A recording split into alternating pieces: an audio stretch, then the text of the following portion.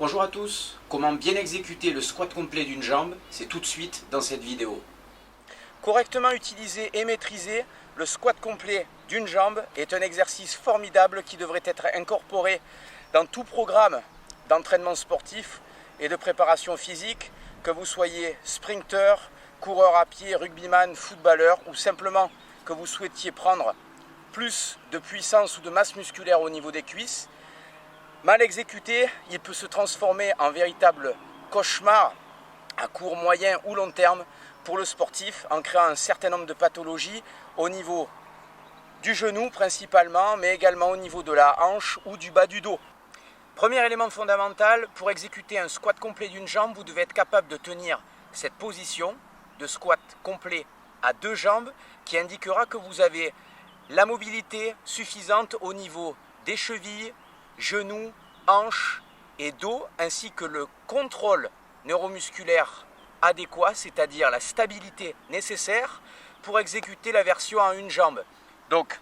encore une fois, très important, l'exercice de squat complet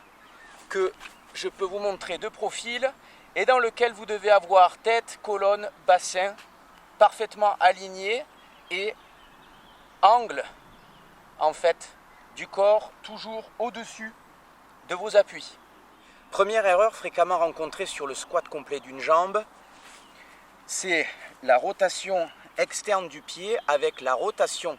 interne du genou qui témoigne d'un problème de mobilité et de stabilité articulaire de l'ensemble de la chaîne musculaire et qui doit être absolument corrigé pour éviter des problèmes au niveau des ménisques, des ligaments internes du genou, mais également des problèmes au niveau de la hanche et du bas du dos. Deuxième problème fréquemment rencontré sur le squat d'une jambe, c'est dans la position basse, le pratiquant a très souvent en fait le bassin qui plonge vers l'intérieur et le bas du dos qui est complètement arrondi et qui témoigne encore une fois d'un problème de mobilité et de stabilité de l'ensemble des chaînes musculaires pendant l'exécution du mouvement et qu'il faudra une fois de plus corriger pour éviter l'excès de tension au niveau du genou, mais surtout sur ce genre d'erreur, des problématiques au niveau de l'articulation sacro-iliaque, au niveau du bas du dos, voire même des pathologies au niveau discal. Deuxième conseil fondamental, le squat complet et a fortiori le squat complet d'une jambe s'apprennent de la position basse à la position debout et non de la position debout vers la position basse. Pourquoi ? Car c'est lorsque nous sommes bébés que nous apprenons en fait dans cette position de squat complet à correctement stabiliser les articulations pour nous mettre volontairement en mouvement et effectuer notre première poussée pour se retrouver debout. Donc en résumé, ce programme moteur est inscrit dans le disque dur, dans notre mémoire. Et donc il est important pour l'apprendre correctement de repartir en fait de cette base et non de partir de la position debout. Comme nous l'avons vu, le squat complet et le squat complet d'une jambe sont des mouvements dans lesquels il y a très souvent un problème de mobilité et de stabilité, un problème de contrôle en fait des différents éléments, des différentes chaînes musculaires impliquées dans le mouvement. Et le but en fait dans cet exercice correctif, ça va être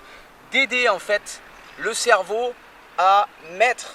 tous ces éléments de mobilité et de stabilité au diapason afin d'exécuter correctement le mouvement. Donc encore une fois, j'attaque ce travail de correction du sol. Et premier élément, si j'exécute mon mouvement avec la jambe droite, je vais dans un premier temps pousser vers l'extérieur dans la bande verte afin d'aider à la stabilisation correcte du genou en utilisant les muscles rotateurs externes des hanches. Donc premier élément. Deuxième élément, lorsque je vais prendre appui sur ma jambe droite, je vais en même temps parallèlement tirer dans la bande bleue côté gauche et appuyer dedans, ce qui me permettra de connecter le grand dorsal et également le grand droit afin de stabiliser correctement ma hanche et uniquement dans cette position, je vais pousser et effectuer en fait mon mouvement de squat. Donc très important, encore une fois, pousser latéralement dans la bande verte, pousser et tirer de manière concomitante avec la bande bleue pour donner tous les éléments de stabilisation corporelle